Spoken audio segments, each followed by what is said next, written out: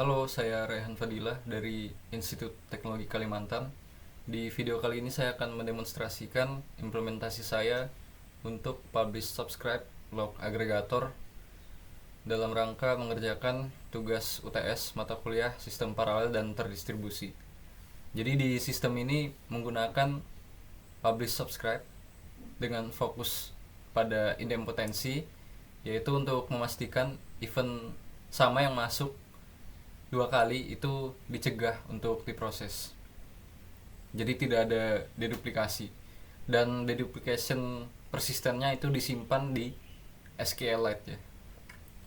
Oke, jadi sebelum masuk kita lihat dulu directory, structure directory-nya.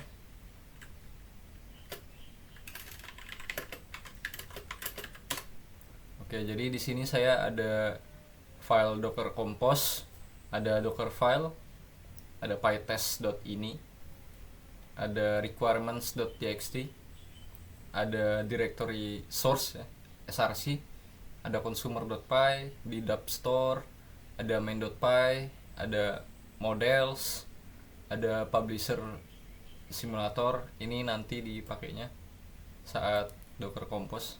Lalu ada utils, ada directory test untuk menyimpan testingnya, ada conf test ini untuk policy testing, ini ada directory data di sini, ini temporary directory untuk testing.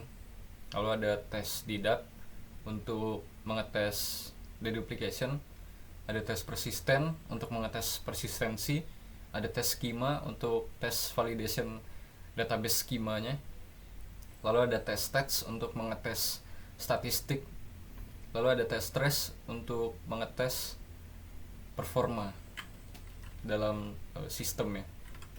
Oke, jadi di sini kita build dulu ya docker image-nya. Kita lihat dulu docker image-nya, nggak ada yang jalan. Ini docker image saya yang lain di project lain. Nah, di sini kita build dulu image-nya. Saya menggunakan Python 3.11 Slim di sini karena supaya lebih cepat dibandingkan pakai Python yang standar ya. Jadi di sini kita build dengan no cache, jadi nggak ada cache sebelumnya dari build sebelumnya.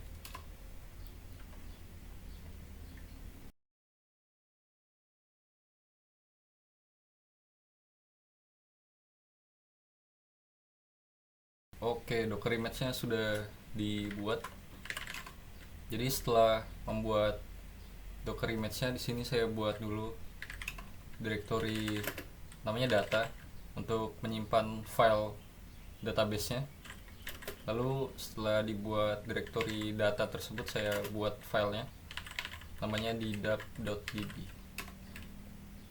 Oke, setelah itu kita bisa jalanin ya docker run. Di sini saya pakai port 8080, di sini volume persistence-nya, ada PYD ini print working directory ya, directory yang sekarang, home, documents, projects, dan bla bla bla, untuk di mount ke /app/data. Ini nama kontainernya. Oke, di sini sudah jalan ya Python-nya. Saya menggunakan Fast API di sini. Lalu kita coba testing ya. Di sini saya menggunakan CURL untuk testing. Saya sudah definisikan beberapa test scope. Ada health check, ada stats untuk ngecek stats ya. Ada tes untuk publish single event, ada publish duplicate event, ada publish batch events, dan juga di sini ada ngecek stats lagi ya, karena tadi sebelumnya sudah publish event. Lalu di sini ada filter events by topic, ada dua, user login dan order created. Lalu di sini ada endpoint untuk get all events. Jadi kita mulai dari atas dulu ya. Kita health check dulu. Nah, di sini responsnya service pubsub log aggregator, statusnya running. Uptime-nya sudah 63 detik dari terakhir kita run ya. Lalu di sini kita cek stats-nya. masih nol semua, topicsnya juga masih kosong. Dan di sini jika kita publish satu event ya, nah di sini accepted 1, duplicatesnya 0, ada message-nya juga, receive one events, one accepted, 0 duplicates. Nah jadi di sini masih aman ya. Nah setelahnya itu kita publish event yang sama. Ini datanya sama ya sama sebelumnya. Topiknya user login, event ID-nya juga sama di sini. Sama. Kita post. Nah, di sini terdeteksi ya bahwa itu duplicates. Jadi accepted 0, duplicates 1. Ada pesannya juga. Receive one events, 0 accepted, 1 duplicates. Nah, lalu setelah itu kita coba publish banyak events ya. Jadi event yang pertama di sini ada order created, ada event ID-nya juga. Tapi di sini ada duplikat juga. Ada payment process. Nah, ini duplikatnya di sini. Ini sama dengan yang pertama. Kalau kita tes ya. Nah, di sini accepted 2, duplikatnya 1. Ada message-nya juga, receive 3 events to accepted, 1 duplicates. Nah, lalu kita cek stats-nya. Jadi yang total sudah diterima itu ada 5 event, dengan event unik itu ada 3, ada duplikat yang sudah di drop itu ada 2, dan di sini ada topik-topiknya yang sudah diterima. Lalu kita coba get events by topic ya. Untuk user login itu ada 1 event, ada order created itu 1 event juga. Kalau kita get semua event ada listnya, ada event 1, 2, dan 3. Oke, di sini saya juga akan memperlihatkan hasil testingnya. Kita source dulu virtualnya, lalu kita pytest min_v ya.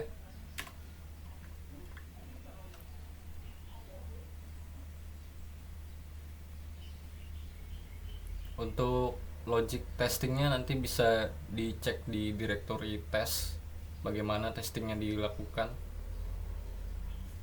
Oke, jadi dari 5 file testing itu ada 26 test case yang saya buat, dari deduplication, dari persisten, schema, stats, dan stressnya. Oke, sebagai bonus ya, saya perlihatkan juga Docker Compose-nya. Ini saya hentikan dulu. Jadi di sini untuk Docker Compose-nya itu ada 2 service. Yang pertama ada agregator dan yang kedua itu ada publisher. Yang agregator ini sama dengan yang Docker file ya, yang ada di Docker file.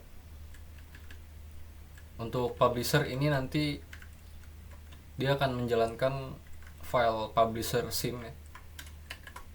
Ada komennya di sini. Jadi untuk mensimulasikan publish event, jadi nanti ada 5000 event yang di publish dengan duplication rate-nya itu sekitar 20%. Jadi kalau misalnya kita Docker Compose app build, oke, sudah jalan. Nah, di sini total ada 5000 event yang dikirim. Dengan duplication rate-nya itu sekitar 20%.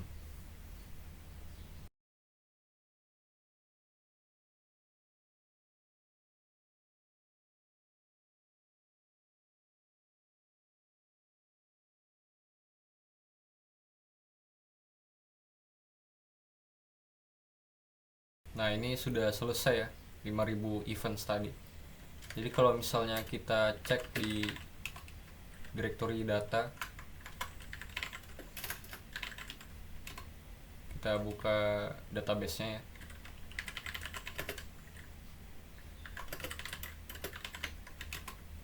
Nah, di sini ada event-eventnya semua.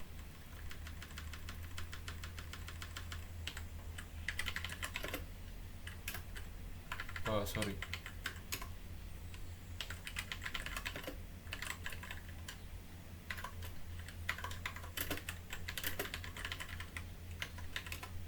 Nah, di sini ada 4003 events totalnya. Jadi tadi ada 20% duplication ya, duplication rate untuk publish simulationnya.